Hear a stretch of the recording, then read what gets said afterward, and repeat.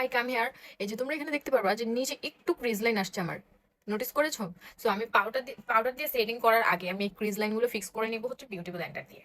এখন আমি একটা পিঙ্ক পাউডার ইউজ করব। এটা হচ্ছে এটার বক্স না, অন্য একটা পাউডার থেকে আমি নিয়েছি।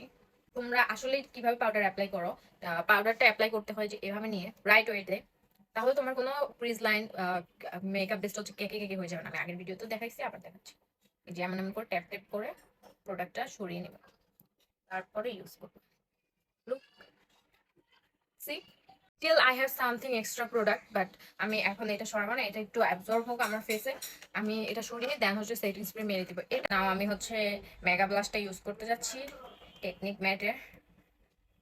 নাও আমি একটা পিঙ্ক যে টোনটা এটা ইউজ করবো। আমার মনটা খুবই খারাপ লাগছে, কেন আমি জানি না। So, আমি এই ব্রাশটা দিয়ে হচ্ছে এক্সট্রা পাউডার গুলো সরাবো আমার ফেস থেকে। যেটা দিয়ে ব্লাশ দিয়েছি সেমটা দিয়ে হচ্ছে হাইলাইটার ইউজ করবো। এখন আমি আমার ফিঙ্গার ইউজ করবো, হাইলাইটার নিব।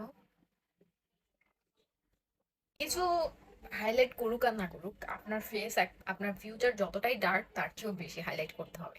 ঠিক দেওয়ার আগে আমি ম্যাট ফিক্সের রেভলিউশনের এই ম্যাট ফিক্স সেটিং স্প্রে দিয়ে সেট করে নেব।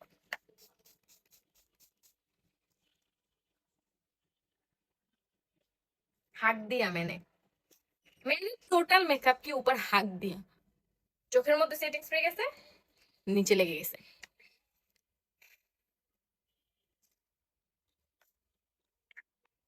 No Warsi, I will fix it.